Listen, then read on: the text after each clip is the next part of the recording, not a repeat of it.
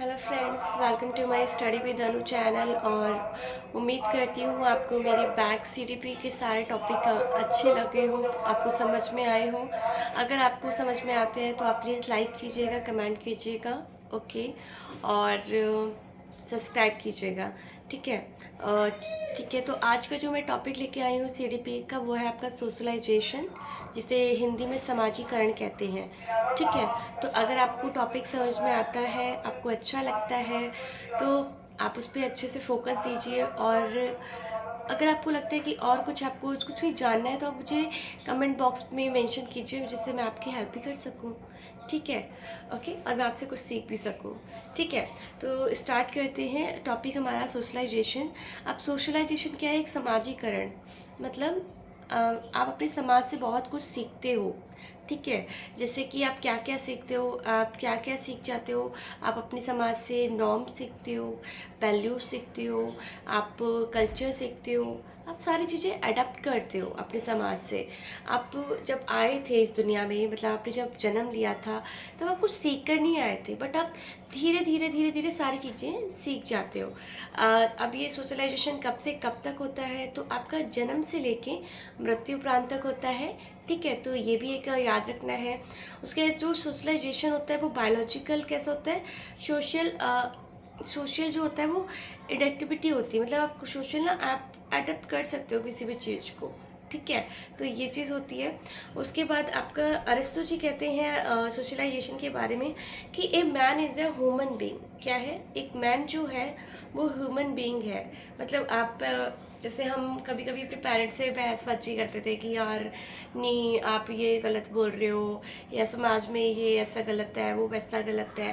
But जब हमें चीज़ें समझ में आती है तो हमें गलत लगने लगती है चीज़ें, कि नहीं, जो रिश्ते हैं वो इस तरह से ही होने चाहिए, ऐसे होने चाहिए, ऐसे नहीं होने चाहिए। तो वो क्या है? वो एक सोशलाइजेशन है, समाजीकरण है। समाज ने कुछ अपने नॉर्म्स वैल्यूज़ बनाए हुए हैं, तौर तरीके हैं, उनको आपको देखना पड़ता है, समझना पड़ता है।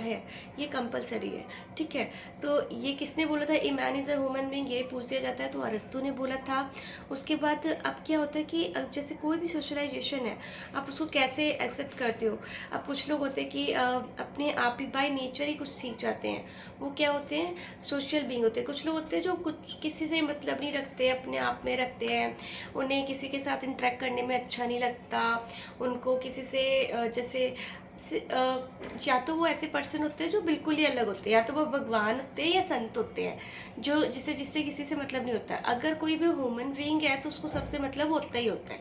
ठीक है। तो ये याद रखना है कि सोशलाइजेशन जो है वो बहुत एक्सीडेंटली है कि कोई एंटी सोशल हो, वो कोई सोशल ना हो।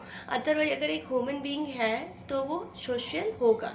ठीक है। वो एक से ज़्यादा से नहीं करता होगा, बट उसके एक दो तो होंगे ही जो इससे वो ज़्यादा अपनी बातें करता हो। तो क्योंकि ह्यूमन बीइंग कभी भी ऐसा नहीं कि अकेले रह सके, बहुत कम है जो कोई भी ह्यूमन बीइंग्स अकेले रहे। ठीक है। ओके। उसके बाद आपको मैंने सोशलाइजेशन समझा दिया कि क्या है। उसके टाइप्स ऑफ सोशलाइजेशन कितने टाइप का होता है? तो टाइप्स ऑफ सोशलाइजेशन 5 टाइप का होता है। आपका फर्स्ट होता है प्राइमरी सोशलाइजेशन, सेकेंड होता है आपका सेकेंडरी सोशलाइजेशन, एंड थर्ड होता है आपका एंटिसिपेटरी सोशलाइजेशन, फोर्थ होता है आपका डेवलपमेंट सोशलाइजेशन, एंड फिफ्थ होता है आपका रीसोशलाइजेशन। ठीक है। तो जो फर्स्ट आपका होता है प्राइमरी सोशलाइजेशन, वो आपका कब हो जाता है? तो प्राइमरी सोशलाइजेशन अगर आप बोलो तो आपकी फैमिली में ही हो जाता है, स्टार्ट हो जाता है, जिसको कहते हैं मिनी नेचर ऑफ सोशलाइजेशन। क्योंकि आप फैमिली से ना सीखने लग जाते हो। क्योंकि अब जैसे आपके मम्मी हो गए, पापा हो गए, भाई बहन, ये सबसे पहले आपसे जुड़ते हैं जब आप पैदा होते हो। आपके फिर धीरे धीरे जो भी फैमिली में और दादा दादी है, तो अगर फैमिली छोटी है तो नॉर्मल मिड फैमिली, और अगर बड़ी है तो फिर आपकी बड़ी फैमिली। तो यहाँ सबसे पहले अगर प्राइमरी सोशलाइजेशन कहाँ से होता है, क्वेश्चन आता है, तो आपका फैमिली से होता है। ठीक है। ओके। इसमें कभी कभी ना नेबरहुड भी आ जाता है, बट अगर आपको फैमिली ऑप्शन दिखता है कहीं पे, तो सबसे पहले अगर फैमिली दिख रहा है ना, तो आपको उसको ही टिक करना है प्राइमरी सोशलाइजेशन में। ठीक है। ये टैट में भी पूछा गया है, सी टैट में भी पूछा गया है क्वेश्चन, तो ये थोड़ा ध्यान रखना है। उसके बाद जो सेकंड आता है आपका सेकेंडरी सोशलाइजेशन, उसमें क्या आप कैसे कनेक्ट होते हो सोशलाइजेशन से? तो आप स्कूल जाते हो। ठीक है, स्कूल, आपका नेबरहुड, आपका मीडिया, ये सारी चीज़ें आपकी किस में आती हैं, सेकेंडरी सोशलाइजेशन में आती हैं। उसके बाद आपका थर्ड आता है एंटीसिपेटरी सोशलाइजेशन। अब एंटीसिपेटरी सोशलाइजेशन कहते होते हैं कि कुछ बच्चे होते हैं कि आप किसी के जैसा बनने के लिए ना अपने आप को भी सोचते हैं कि मैं ऐसे ही चेंज कर लूँ। जैसे आपका हो गया कि कोई लड़की है, वो बहुत अच्छी है, होशियार है, तो कोई और देख कर ना उसको होशियार बनने की कोशिश करेगी उसकी, या फिर कोई बहुत अच्छे कपड़े पहन के आता है तो कुछ और भी ऐसे होते हैं कि हम भी ऐसे बनकर आए। तो ये जो होता है ना कि बंदा ना किसी को देखकर अपने अंदर वो चीज़ ढालना चाहता है, उसे क्या कहते हैं, एंटीसिपेटरी सोशलाइजेशन। अब जैसे स्कूल्स में यूनिफॉर्म का पैटर्न क्यों है कि कोई भी अलग ना दिखे, जब भी कोई अलग दिखता था तो बंदा सोचता है मेरे अंदर वो अडेप्ट हो जाए। ठीक है, उसके बाद आप आ जाता है डेवलपमेंटल सोशलाइजेशन। डेवलपमेंटल सोशलाइजेशन ऐसा होता है कि बंदा अपने अंदर काफ़ी ज़्यादा स्किल्स डेवलप करता रहता है। तो अगर स्किल्स होता है तो आपका डेवलपमेंटल सोशलाइजेशन होगा। उसके बाद रीसोशलाइजेशन क्या होता है कि अभी आपने प्राइमरी किया, फिर सेकेंडरी किया, फिर एंटीसिपेटरी किया, फिर आपने डेवलपमेंटल भी कर लिया। अब आपका रीसोशलाइजेशन हो रहा है। वो कैसे होता है कि आप ना जैसे इंडिया में रखते थे, अब आप चले गए फॉरेन, तो अब वहाँ का तो सोशलाइजेशन अलग है, वहाँ के नॉर्म्स अलग है, वैल्यूज़ अलग है, सब कुछ अलग है। अब आपको वो सीखना पड़ेगा, आपको फिर से अडेप्ट करना पड़ेगा।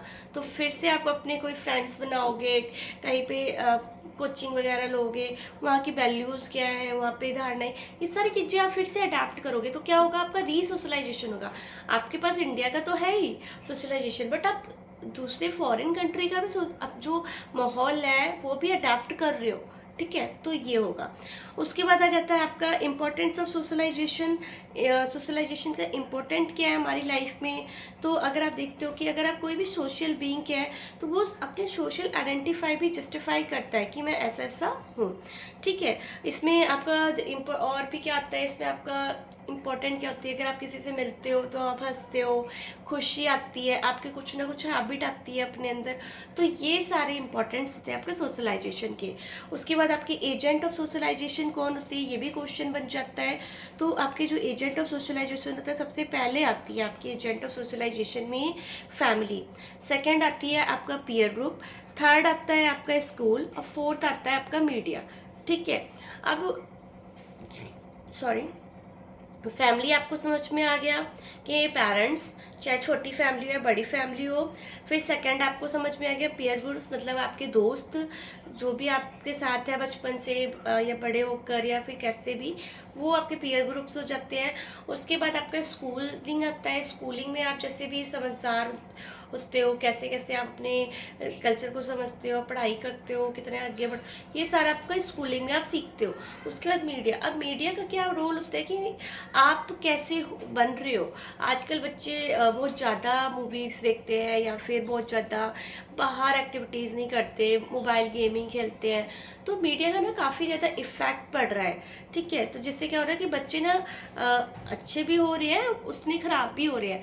अब छोटे छोटे बच्चों का आपने देखा होगा इंस्टाग्राम पर कि रील्स बना रहे हैं, उनको पता भी नहीं है वो किस वे में एक्टिंग कर रहे हैं, क्या थीम बना रहे हैं, उनको नहीं पता, बट वो बना रहे हैं क्योंकि वो देख रहे हैं। तो मीडिया का बहुत प्रभाव पड़ रहा है आजकल के बच्चों पे। तो ये भी सोशलाइजेशन का ही पार्ट है।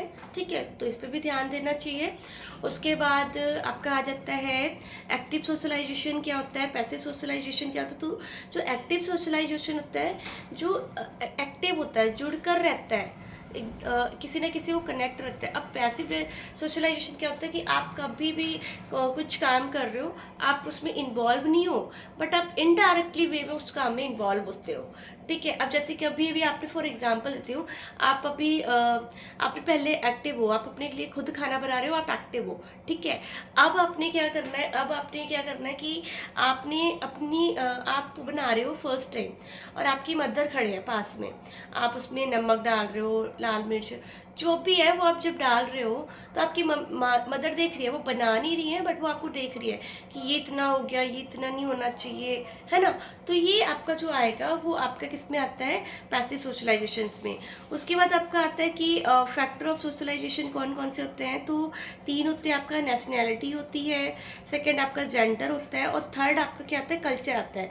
अब आपका जो नेशनैलिटी, आपको एजेंट आप नेशनैलिटी आपको इंडिया से ही मिलेगी ना, और कहीं से तो नहीं मिलेगी। फिर सेकंड आपका जेंडर आपको मिलता है, मेल है या फीमेल है, ये आपको मिल जाता है। अब कुछ अब जेंडर की अगर मैं बात करूँ प्रॉपरली, तो जेंडर कॉन्सिस्टेंसी भी आ जाती है बच्चों में, जो कि ये बताया था मैंने आपको 2 से 7 की एज में होता है।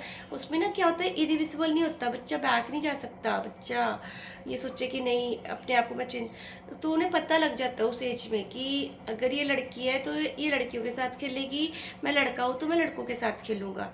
एक थॉट आ जाता है माइंड में, ठीक है। वो अपने आप को ना फिर इरिविजिबल नहीं कर सकते, क्योंकि सोसाइटी ना बहुत ज़्यादा, कभी भी आप देखो कहीं पे भी कोई भी चीज़ हो रही है, कोई ये नहीं बोलेगा कि पर्सन, वो हमें कैमरा नहीं बोल, कैमरा मैन नहीं बोलेगा, या कैमरा, हमेशा कैमरा पर्सन। तो ये चीज़ का बड़ा इफेक्ट है। बंदा क्या करता है ना कि दिखाता है कि अगर लड़कियां हैं तो वो घर के काम करेंगी, लड़के हैं तो बाहर के काम करेंगे।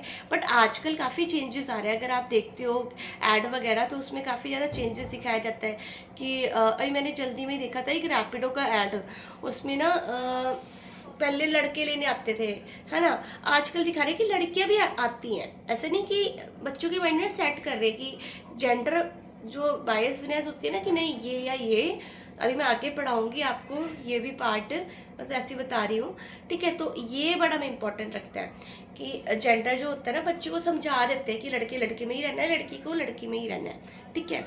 उसके बाद आपको मैंने बताया था कि इसमें आपका कैसे कैसे डेवलपमेंट होता है। तो आपका इन्फेंसी, सबसे पहले आपका प्री नेटल पीरियड आता है, फिर इन्फेंसी आता है। बट ये जो जन्म के बाद से आपको सोशलाइजेशन होता है, तो इन्फेंसी से स्टार्टअप होता है, ठीक है। इन्फेंसी होता है, फिर आपका चाइल्डहुड आता है, फिर आपका एडोलसेंस आता है। तो ये सारी चीज़ें आपको याद रखनी है, क्योंकि हर एक चैप्टर ना किसी से कनेक्ट है, तो ध्यान से पढ़ना है। और अगर आपको मेरा वीडियो पसंद आता है तो प्लीज़ लाइक कीजिएगा, सब्सक्राइब कीजिएगा। Okay, thank you.